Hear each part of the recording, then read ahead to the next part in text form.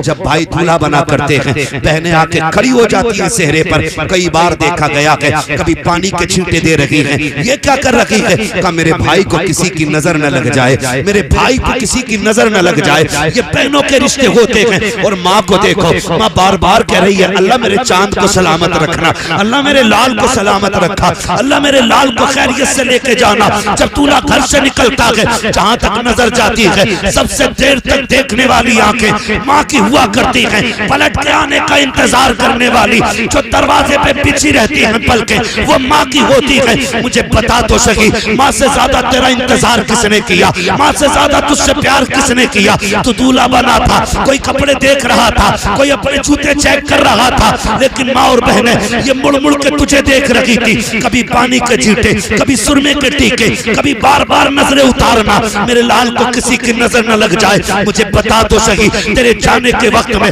तेरे बाप का पैर जमीन पे नहीं लगता था। लोग पूछते थे कि बाप कौन सा है, का तलाश करो। आज जिसकी खुशियां आसमान पे होगी वही बाप लगता नजर आएगा। बाप तनहा अलग दिखाई देता है कि ये बेटे वाला है, मगर जरा दिल पे हाथ रख के बता, अभी शादी को 15 दिन हुए हैं। माँ से कहता है सुन, मेरे कमरे पे आके दस्तक ना देना, मेरी बीवी को अच्छा नहीं लगता है, तुमसे झाड़ू नहीं लगती है, अभी 8 दिन हुए हैं उससे झाड़ू लगवाने चली हो, अभी 8 दिन हुए हैं उससे चाय बनवाने चली हो। मुझे बता तो सही, तू किससे बात कर रहा है? ये वो है जिसके बारे में इमाम अहले सुन्नत ने कहा है। सरकार आला हज़रत फरमाते हैं अगर माँ बाप से बात करने का इरादा हो पहले इजाजत लो, अगर वो कहते तब बात करो। आला हज़रत कहते हैं माँ बाप की बारगाह में ऐसे जाया करो जैसे रियाया बादशाह के दरबार में जाया। वाह बाबा सुभान अल्लाह, नारे तकबीर। नारा मुख्तसर कर, मुझे बहुत कम वक्त में बातें करनी है, तवज्जो है भाई। तो ये माँ बाप होते, और अभी 8 दिन नहीं हुए माँ बाप से बिगड़ गए, माँ बाप से बिगड़ गई हमारी। क्यों? फिर वो उधर से उधर, उधर से उधर कान भरने, इधर के उधर सुनने। सुने भाई, सिर्फ एक बात याद रखो, माँ को माँ का हक दो, बीवी को बीवी का हक दो। इस्लाम न बीवी का हक छीन के माँ को देने की इजाजत देता है, और न माँ का हक छीन के बीवी को देने की इजाजत देता है। ये याद रखिए, ये नहीं है। लेकिन गुलामी मत करना औरत की कि अम्मा ये रोटी नहीं बनाएगी, रोटी तुझे ही बनाएगी। झाड़ू पोछा इसको नहीं करना, अम्मा तुम करो। बीवी को पहला सबक पढ़ा देना, उससे कह देना सुन, मेरी जन्नत मेरे माँ बाप के कदमों में है और तेरी जन्नत मेरे कदमों में है। अगर अपनी जन्नत बचानी है ना तो फिर मेरी जन्नत हाथ से नहीं जानी चाहिए। ये सिर्फ इतना सबक आपको पढ़ाना है। बीवी समझदार होगी तो फिर समझ जाएगी। फिर पूरी जिंदगी इंशाअल्लाह अगर माँ बाप राजी रहे ना तो फाकों में भी जन्नत के मजे आएंगे, फाकों में भी जन्नत के मजे आएंगे। मैं नौजवानों जानता हूँ कितने हम में से परदेश रहते हैं, कितनी मजदूरियां करते हैं, कितने थकते हैं लोग। ठीक है, जब नींद आती है ना थक के, तो मैं गारंटी के साथ कहता हूँ कभी भी VIP गद्दों पे उतनी अच्छी नींद नहीं आती जितनी अच्छी नींद माँ बाप के कदमों में बैठ के आया करती है। ये याद रखना। इसलिए मेरी गुजारिश है, आज ना तलाक़ें और झगड़े बेटी वाले भी कम नहीं है। जरा सी बात ससुराल में हो जाती है बेटी के ना, तो अब जो ये फसाद सबसे ज्यादा हुई मोबाइलों की वजह से हो रही है। इतनी चालाक औरतें आ रही हैं, फोन लगा के ना ऐसे रख लेंगी और कहेंगी अब बताइए क्या कह रहे थे मेरे अब्बा के बारे में। रिकॉर्डिंग ना डायरेक्ट चल रही है, क्या कह रहे थे मेरे अब्बा के बारे में, कह के दिखाओ। मेरे भैया क्या कही थी तुमने? अभी फोन कटता नहीं, गाड़ी दरवाजे पे आ गई, पकड़ो इसे। और फिर ये सोचते हैं कि हम तुर्रम खां हैं, हम यूं कर देंगे यूं कर देंगे। याद रखना, बेटी का गुजारा बाप के घर नहीं शोहर के घर होता है। आप कुछ भी कर लें, वो ताकत तुम्हारे पास नहीं है जो रब ने उसके शोहर को दी। आप कुछ भी कर लो, आप मंत्री हो, संतरी हो, पैसे वाले हो, पावर वाले हो, ताकत वाले हो, मुट्ठी में आपकी ताकत है। लेकिन जो तलाक की पावर शोहर के पास है ना, उसने 3 बार अगर बोल दिया ना तलाक तलाक तलाक, बेड़ा ही गर्क हो जाता बेटी। इसलिए बेटियों के मामलात में भी आसमान पे ना उड़ा गए जाके। क्या कह रहा था भाई तू? थप्पड़ मार दिया। याद रखना, शोहर हर हाल में शोहर होता है। शोहर हर हाल में शोहर होता, शोहर मरना गवारा करता लेकिन जिल्लत गवारा नहीं करता। कभी किसी भी शोहर को उसकी बीवी के सामने जलील न करना, वरना फिर तुम्हें हाथ धोने पड़ जाएंगे। तो कमी बेटी वालों के लिए एक अच्छी जिंदगी गुजारने के लिए हुजूर का तरीका अपनाना पड़ेगा। हुजूर का तरीका देख मैं बता दूं, आज हम में कोई अबू बकर नहीं, आज हम में कोई उमर नहीं, आज हम में कोई उस्मान गनी नहीं, आज हमारे बीच कोई मौला अली नहीं है, आज हमारे बीच कोई सहाबी नहीं है, आज हमारे बीच कोई ताबई नहीं है। इतने लोग बैठे हैं, हम में कोई जाहिर में वली भी नहीं लगता है। कोई किसान है, कोई मजदूर है, कोई इमाम है, कोई खतीब है, बस अपने अपनी जिम्मेदारियों पे लोग लगे। मगर बता कायनात में कोई सैयदा आमीना के लाल के जैसा हो तो लाके दिखाओ। और जानते हो जिनसे मेरे नबी ने निकाह किया पहला, उस खातून को हजरत खदीजतुल कुबरा कहा जाता है। क्या कहा जाता है? हजरत खदीजतुल कुबरा। ये हुजूर की पहली बीवी, हुजूर के साथ 25 साल गुजारे। कितने? 25 साल गुजारे। इनका लेवल क्या है? आका फरमाते पूरी कायनात पे इस्लाम का एहसान है, लेकिन इस्लाम पे मेरी खदीजा का एहसान है। ये इनका लेवल है, ये इनका स्टेटस है, ये इनका मकाम है। आका फरमाते पूरी कायनात पे इस्लाम का एहसान, लेकिन खदीजा वो है जिसका इस्लाम पे एहसान। अब आप जरा देखें, एक दिन मेरे नबी की अम्मी हजरत हलीमा सादिया रज़ियल्लाहु ताला अन्हा, ये कौन है? ये हुजूर की रिजाई अम्मी। कैसी अम्मी है? रिजाई अम्मी उस माँ को कहा जाता है जिसने दूध पिलाया हुआ। हकीकी माँ वो होती है जिसने पैदा किया, रिजाई वो होती है कि जिसने सिर्फ दूध पिलाया हो। हजरत हलीमा सादिया वो है जिन्होंने दूध पिलाया है। एक दिन इत्तेफाक से सफर करते करते मुस्तफा की चौखट तक आ गई, आकर के बैठी है हजरत खदीजतुल कुबरा रज़ियल्लाहु ताला अन्हा सामने खड़ी है। आका जो हुक्म दे रखे हैं तोड़ के लाती हैं, ला के दे देती हैं, तोड़ के लाती हैं, जाती हैं, ला करके दे देती हैं। जब तक हजरत हलीमा घर में रखी, हजरत हलीमा जब तक घर में रखी, हजरत खदीजतुल कुबरा बैठी नहीं थी। जब आप हो गई, मेरे नबी ने उम्मुल मोमिनीन हजरत खदीजतुल कुबरा का हाथ पकड़ा और कहा था शरीक हयात एक बात तो बताओ, जब तक मेरी माँ घर में रखी तुम बैठी क्यों नहीं थी, खड़ी क्यों रखी? कहा महबूब वो आपकी माँ है, अगर आपकी माँ है तो मेरी भी माँ है। मैं इस डर से नहीं बैठी थी कहीं वो किसी चीज का हुक्म दे और मुझे उठने में ताखीर हो जाए, मैं इसलिए खड़ी रखी कि जो आपकी माँ बोलती रखे खदीजा तोड़ के करती रखे। कहा महबूब ये निजाम जमाने को बता रहा है कि जो शोहर की माँ होती है उसी तरह बीवी के लिए वो उसकी भी माँ हुआ। अल्लाह सुभान अल्लाह। और आज शोहर खुद कह रहा लेटी रहे, तेरे सिर में दर्द है, अम्मा रोटी डाल दिए दो। शोहर नहीं, ये दलाल है। हद हो गई भाई, हद हो, चापलूसी की भी हद हो। माँ बाप हजरत खदीजतुल कुबरा खड़ी रही, आज तो देख के खड़ी नहीं होती जनाब। और कंडीशन कुछ बेगैरत घरानों की ऐसी है कि दुपट्टे भी सर पे नहीं रखती ससुर को देख के। और बहुआ कहती बड़े मियां कहां? बहुआ इसलिए बड़े मियां कह रही है क्योंकि बेटा खुद कह रहा ना हाजी जी कहां? अपने अब्बा को प्रधान मुखिया हाजी जी अब्बा कहते हुए इसकी जबान टूट रही है।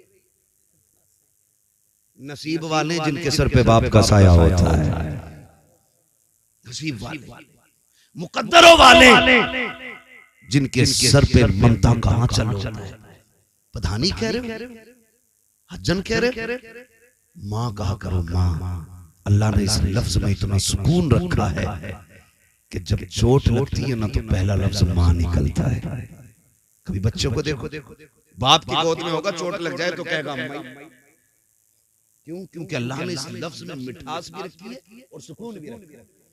सुकून भी रखा। नबी की अम्मी आई, हज़रत खदीजतुल कुबरा खड़ी रही। आज हमारी अम्मी आए ना, वो कहे बेटे तेरी बीवी को मैंने आवाज दी थी, उठी नहीं। कहा ना उठी तो तुम्हें कोई जरूरी था आवाज देना, वो तकव्वी थी, सो गई। ये कहते हो ठीक है अम्मी, हम उससे बात कर लेगा। इस तरह से माँ बाप के लहजों की कदर किया करो, उनकी इज्जत हमें करनी चाहिए। वो माँ बाप है, वो बीवी नहीं है, माँ बाप है, उनका एक एक बाल पे एहसान है हमारे, एक एक बाल। अगली बात करने लगा, निज़ाम मुस्तफा घरों में लाइए, फिर देखिए घर कैसे जन्नत लगती है, घर कैसे जन्नत लगती है। आज धीरे धीरे वो तुम्हें माँ बाप से दूर करती है, फिर बहनों से दूर करती है, फिर भाइयों से अलग कर देती है, और फिर जब अपनी पे आती है खुद जूता लेके खड़ी हो जाती है। फिर कहते हो तावीज दे दो मौलाना, बीवी फर्मा बरदार नहीं, मरखाना बैल तूने नाथ लिया, एक बीवी कंट्रोल नहीं। अब हमसे कहाँ मुंह बंद हो रहा है भाई, ये मुंह तुझे बंद करना था। तो कंडीशन ये हो जाती है, फिर क्या, फिर तो आ रहा थक के, वो कह रहा पानी लाइए जरा, कह रही पी लो, मैं कौन सी ठाली थी सुबह से, तुम्हें क्या लग रहा है मैं खाली बैठी थी। का गुड्डू को नहलाया, बब्बो के कपड़े धोए, पोछा लगाया, फिर साहब किया, शोहर से ज्यादा अपने काम गिना देती है। ये मक्कार औरतों की निशानी होती है, मक्कार बदअमल औरतों की पहचान है। जो फर्माबरदार होती है ना, शोहर की पहली आवाज पर दौड़ जाती है, पहली आवाज। शोहर थक के आया, खुद बीमार होकर पड़ गई। होता क्या है, कभी बाहर ना मोहल्ले में दिन भर घूमेगी, शोहर के आने के टाइम चद्दर ओढ़ के, क्या हुआ कि सिर में आधे में बड़ा दर्द है, आधे में दर्द है तो सर घर सर पे उठा लेती है, पूरे में हो तो क्या करे, करिए कि सर में दर्द। जाओ जाके बेटियों को सबक दो। घर ऐसे नहीं चला, घर ऐसा चला करते हैं, शोहर थक के आए ना, बिस्मिल्लाह पढ़ के उठ, गिलास पानी का लेके बगैर के जाके खड़ी हो जा। तुझे नहीं पता जब तू उसे मुस्कुरा के देखेगी, वो तुझे मुस्कुरा के देखेगा, अल्लाह दोनों के सारे गुनाह माफ फरमा देगा, सारे गुनाह बख्श दिए जाते हैं। वो तो निहायत सस्ता सौदा बेच रहे हैं जन्नत का, हम मुफलिस का मोल चुकाएं, अपना हाथ ही खाली, अपना हाथ ही खाली है। इतनी आसान भी है जन्नत, लेकिन घर को जहन्नम बना रखा है। अगर कह दिया मेरे लिए ऐसा जोड़ा लाना जैसे अच्छन की बीबी ने पहन रखा था, अगर वो वैसा जोड़ा ना लाया, फेंक देती है, फेंक कह के मैंने अपने बाप के घर कभी ऐसा नहीं पहना। जाओ जाके बेटियों को पढ़ाओ कि बाप के घर जो तूने सोना पहना, चांदी पहना, हीरे जवाहरात पहने, पहन लिए, कभी इसका तज़किरा तूने शोहर के घर नहीं करना जा करके। वो तुझे जिस हाल में रखे तुझे उस हाल में रहना है। तेरी बेटी नबी की बेटी से बड़ी नहीं है, तेरी बेटी मुस्तफा के घर दूल्हा बन के आने वाले, तेरा बेटा अली से बड़ा नहीं है, ज्यादा इतराने की जरूरत नहीं है। मुस्तफा को देखो, जब बेटी का रिश्ता किया था, आका करीम ने कहा था फातिमा मैंने तेरे रिश्ते का फैसला अली के साथ कर दिया है। खातून जन्नत सैयदा तैयबा ताहिरा आबिदा जाहिदा रकिया तकिया नकिया सैयदा फातिमा ज़हरा आंखों में आंसू भर लाई थी। आका करीम ने कहा था फातिमा अली से बेहतर ज़मीन पे तेरे लिए मुझे कोई मर्द नजर नहीं आया, इसलिए मैंने तेरे लिए अली का इंतखाब किया है। अली गरीब जरूर है, लेकिन अली नबी का भी प्यारा है, खुदा का भी प्यारा। नारे तकबीर, नारे रिसालत, मसलके आला हजरत उलमा अहले सुन्नत हजरत अल्लामा मुफ्ती अब्बास रज़ा साहिब मुरादाबादी, नारे हैदरी। शुक्र अल्लाह का, मैं सही बता रहा हूँ, बड़ा सुख है दीन में। हमारे घर के 7 दामाद हैं, 7 पढ़े लिखे लोग हैं, और इतनी सुख सुकून की जिंदगी है। कभी कोई टेंशन, कभी चैंचे, कभी पैंपे ही नहीं, कभी मसला ही नहीं कि उसका हाथ पकड़ के लाओ, उसका लाओ, मुझे कार्ड क्यों नहीं आया, मुझे देख मेरा मुंह क्यों नहीं देखा। उनके सारे पढ़े लिखे लोग हैं। तो फिर जब जिंदगी हुजूर की शरीयत के दायरे में चलती है ना, तो बड़ा सुकून होता है, बड़ा सुकून होता है। बहने अल्लाह ने साथ दी, साथों पढ़ी लिखी कारिया, बड़ा सुकून रहता है। ऐसा माहौल घरों का बना, ऐसा माहौल बना। जब ये जिंदगी होती है ना, तो फिर फर्मा बरदारी और सुकून में जो मजा आता है ना, वो खाली ससुर से लिए गए 15 लाख नहीं, एक फोड़े में 15 नहीं, 15 के 35 निकल जाते हैं। ये याद रखिएगा, इसलिए हराम के चक्कर में ना पड़ना। मेहनत से अपनी कमाई से लाओ, फिर 5 में अल्लाह 50,000 की बरकत दे देता है। मेहनत का होना चाहिए, मेहनत का होना चाहिए, अपनी कमाई का।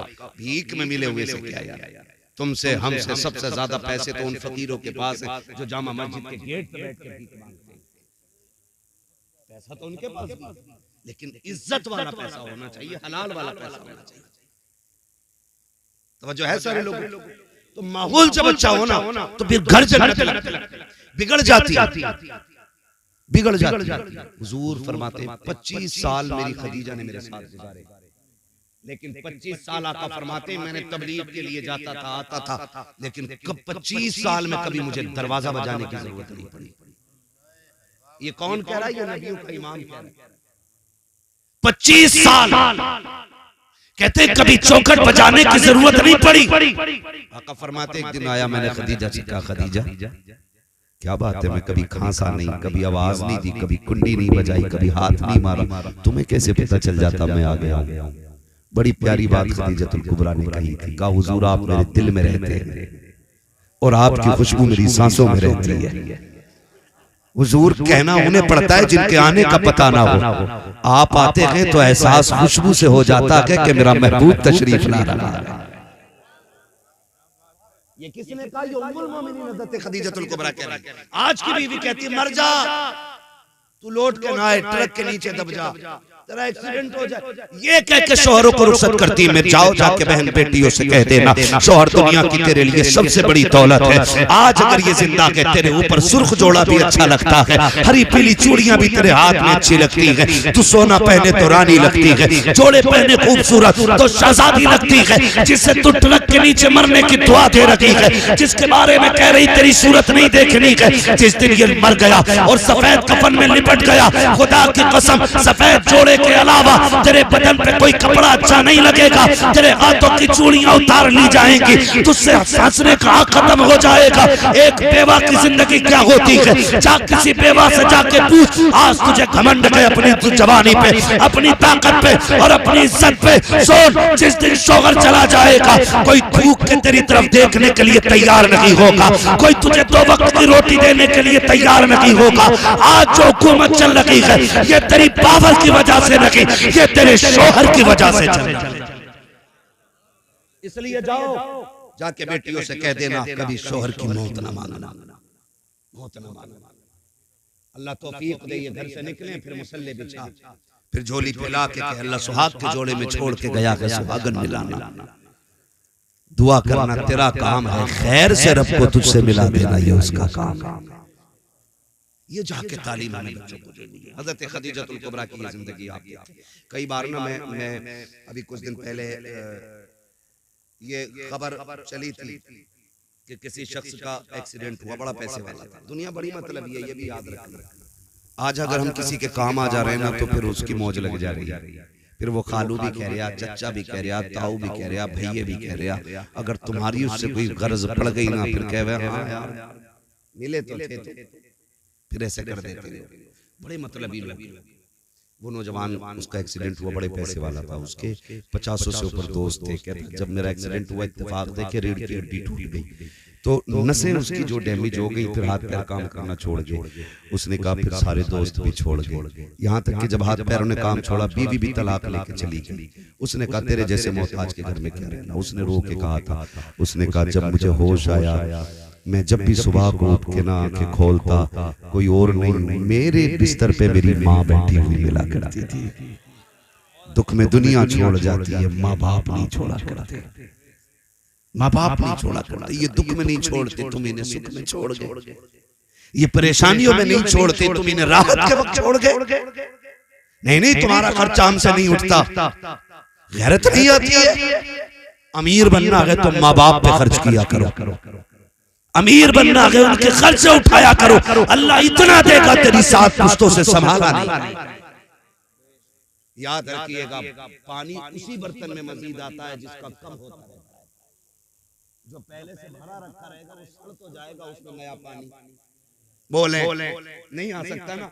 नए पानी के लिए बर्तन का खाली होना जरूरी है, और खाली वहां करो जहां हरियाली होती हो। माँ बाप से ज्यादा खुशहाली किसके चेहरे पे नजर आएगी?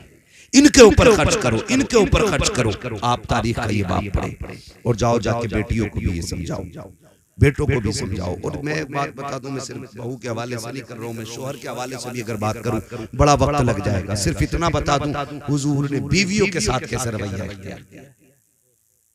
ताली दोनों हाथ से बचती, एक से नहीं, खाली औरत ही नहीं, आपको भी उसकी इज्जत करनी पड़ेगी, उसको रिस्पेक्ट देनी पड़ेगी ताकि उसका हौसला बुलंद रहे। ये नहीं कि हम औरत को पैर की जूती समझने लग जाए, ऐसे जिंदगी नहीं। उम्मुल मोमिनीन हजरत आयशा सिद्दीका रज़ियल्लाहु तआला अन्हा फरमाती, एक दिन ना दरवाजा बजा, कहती जब दरवाजा बजा ना तो मैंने कहा कौन है, अंदर आ जाओ। कहते एक बूढ़ी अंदर आई, कमर झुकी हुई थी। उसने कहा खदीजा तेरा शौहर नजर नहीं आ रहा। कहती उन्होंने इतना कहा, हुजूर बिस्तर से बड़ी तेजी से उठे, आपने तैबन संभाला, फौरन बाहर तशरीफ लाए। फरमाते हुजूर आए, उस खातून को बैठाया, खुद भी बैठ गए। मुझसे कहा खदीजा घर में कुछ है? मैंने कहा जी या रसूल अल्लाह। कहा जो भी हो लेकर के आओ। कहा मैं अंदर गई, मैं खजूर लेकर के आई। कहा और भी कुछ है? कहा जी। कहा मैं फिर अंदर गई, दूध का प्याला लेकर के आई, खिलाया पिलाया। उसके बाद कहा कोई कपड़े हैं? कहा हाँ। कहा कपड़े रखे थे, मैंने एक जोड़ी कपड़े अता किए। कहा और भी कुछ है? कहा जी या रसूल अल्लाह, एक चादर और है। कहते वो भी ला के दे दो। कहा वो भी चादर में दे चुकी। जब वो खातून चली गई, हजरत खदीजा हजरत आयशा सिद्दीका कहती है मैं पूछूंगी सरकार से कभी फुर्सत मिलेगी, आका ये औरत कौन थी? कहा ये भी मेरे दिल में ख्याल था कि उम्मुल मोमिनीन आयशा सिद्दीका फरमाती है वो औरत चली गई, सरकार बिस्तर पे तशरीफ लाए, आका करीम ने हाथ कलाइयां आंखों पे रखी है, सरकार हिचकी भर के रोए गए। जब आका करीम रोए गए, उम्मुल मोमिनीन आयशा सिद्दीका फरमाती है मैंने दौड़ लगाई, हुजूर के बिस्तर पे पहुंची, आका का हाथ हटाया, नबी की दाढ़ी आंसुओं से तर गई। मैंने कहा महबूब मेरे माँ बाप कुर्बान हो जाएं, सरकार बताएं तो सही किस चीज ने रुलाया है? आका करीम फरमाते हैं आयशा तुम ये पूछना चाहते थी कि इससे मेरा रिश्ता क्या है, ये औरत कौन थी? आका जी बता दे। आका फरमाते हैं सुनो आयशा, ये मेरी खदीजा की सहेली थी, उसके बचपन की सहेली थी। जब वो जिंदा थी तो ये आती थी, खदीजा भी इतना नवाजती थी जितना आज मैंने नवाजा है।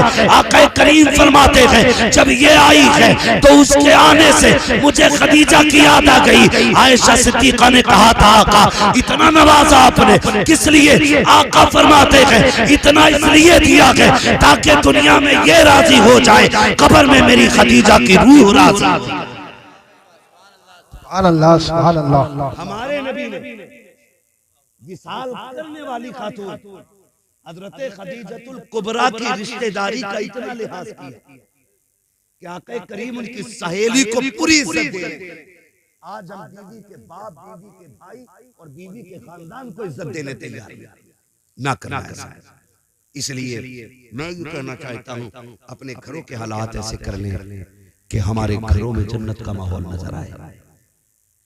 कुरान तो ये कहता हुन्ना लिबासुल लकुम व अंतुम लिबासुल लहुन्ना, वो तुम्हारा लिबास हो तुम उनका लिबास हो। इस अगर लिबास पे तशरीह की जाए तो घंटे लग जाएंगे।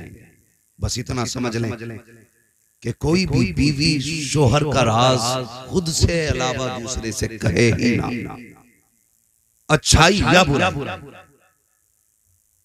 और शोहर अपनी बीवी की कोई भी बुराई या ऐब तीसरे से न कहे।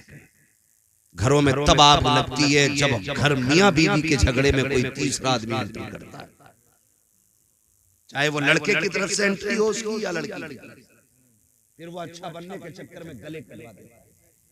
इसलिए आपसे मेरी गुजारिश है घरों को जन्नती माहौल में तब्दील करें, जन्नती माहौल में तब्दील करें। हम एक दूसरे का ख्याल रखें, एक दूसरे का ख्याल रखें, वो हमारा रखें हम उनका रखें, फिर देखें अल्लाह घरों में कितना सुकून अता फरमाएगा।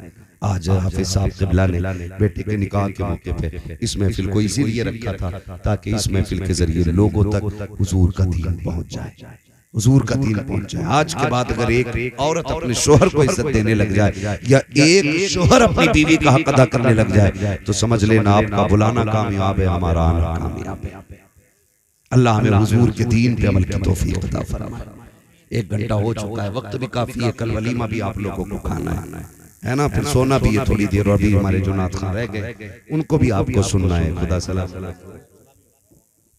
सलामी बड़े नाराज लग रहे हो आप। नहीं तो देखो 1:45 बज गए।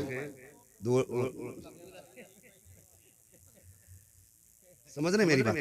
अल्लाह तौफीक दे, बस इतना कर। वादा करेंगे इंशाअल्लाह डीजे नहीं बजाएंगे।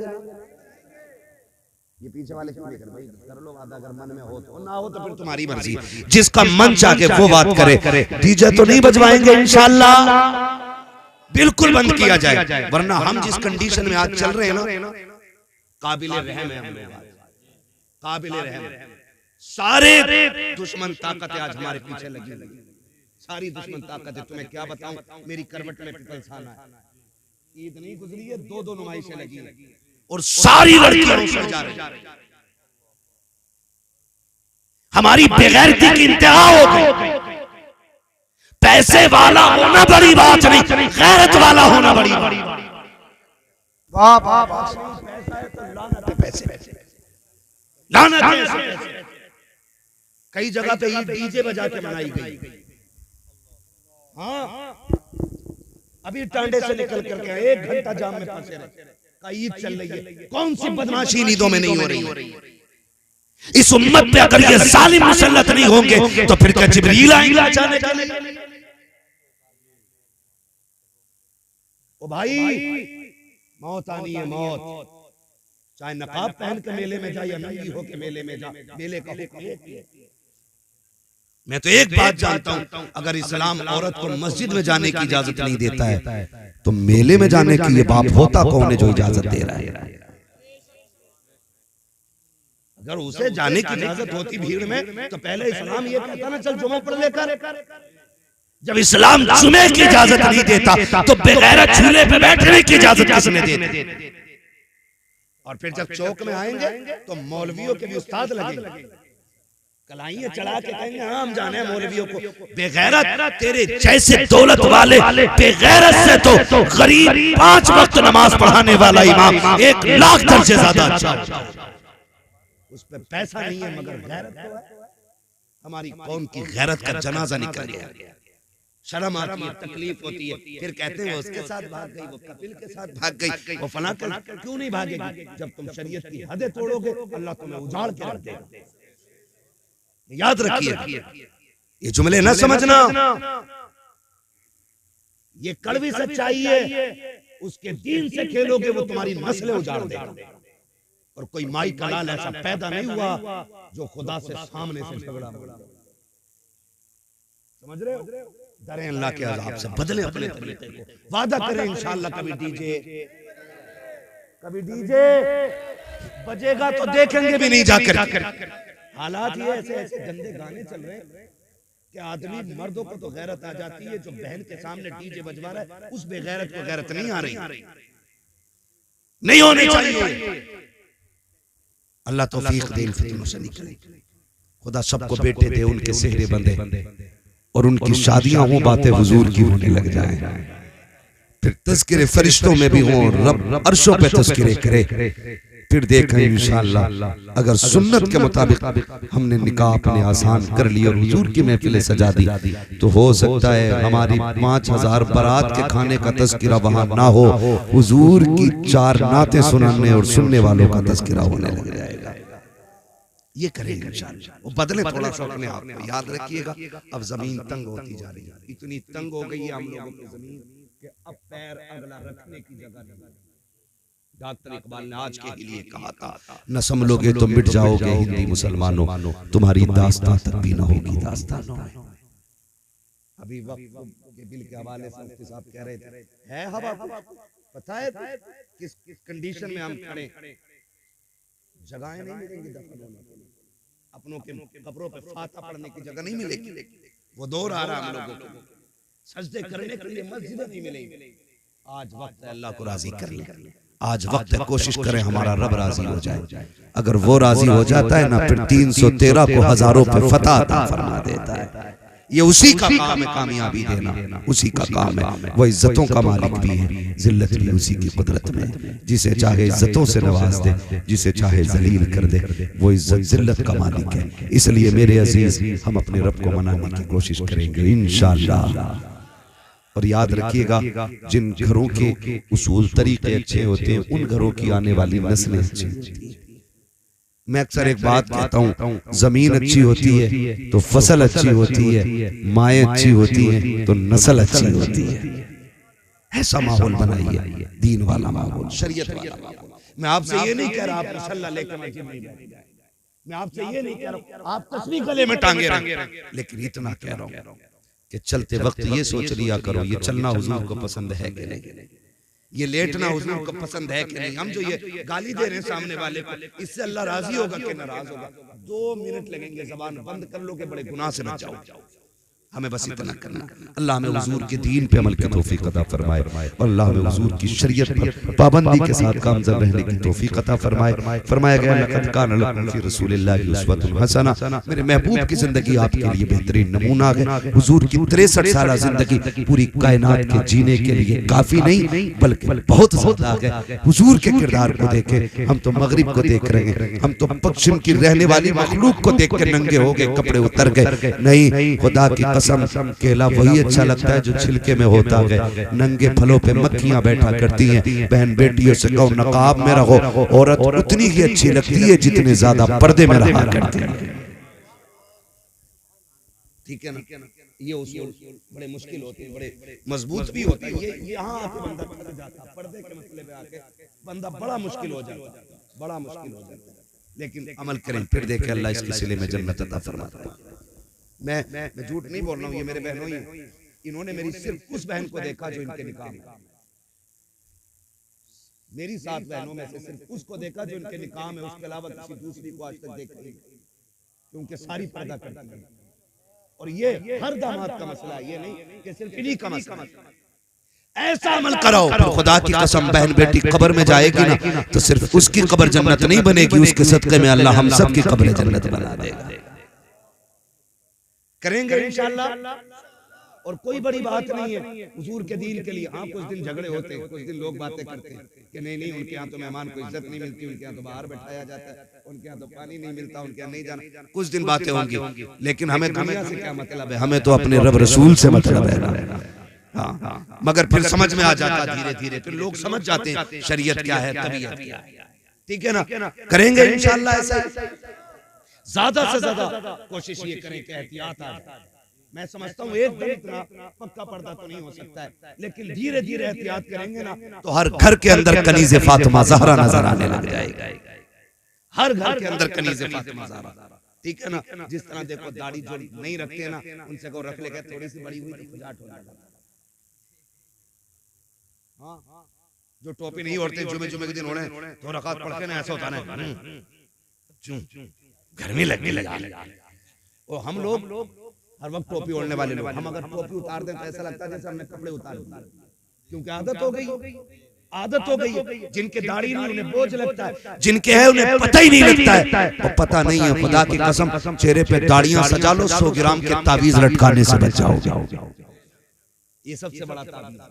और इसके बारे में फरमाया गया कि दाढ़ी कब्र में लेके जाओ, फरिश्ते भी हया करते हैं। और फरमाया गया जिसके चेहरे पे दाढ़ी होती है ना, हुजूर उसे कब्र में देख के मुस्कुराने लग जाया करते हैं। और फिर जब हुजूर मुस्कुराए, यूं मुस्कुराए जान सी कलियों में पड़ गई, यूं लब कुशा हुए कि गुलिस्तान बना दिया। कोशिश करें अल्लाह हमारी कब्र को रोशन फरमा दे, कब्र को रोशन फरमा दे। अल्लाह हमारे घरों में शरीयत का माहौल पैदा फरमा दे, हमारी बहन बेटियों की निगाहों में गैरत पैदा फरमा दे, हमारे नस्लों में, हमारे भाइयों में अल्लाह गैरत और हया हमारी नस्लों को अल्लाह नसीब फरमा दे, हया अल्लाह हमारी नस्लों को नसीब फरमा दे। बस जो हुए गलत उनको माफ फरमाए रब कायनात। जिंदगी ने दिया साथ, फिर होगी मुलाकात, चमन रहा फूल खिलेंगे, जिंदगी रही, फिर मिलेंगे। मुसाफिर हम भी, मुसाफिर तुम भी, किसी मोड़ पर फिर मुलाकात होगी। सारे लोग कलमा शरीफ पढ़ लीजिए, ला इलाहा इल्लल्लाह मुहम्मदुर रसूलुल्लाह सल्लल्लाहु अलैहि वसल्लम। एक आध दो शेर पढ़ दो, उसके बाद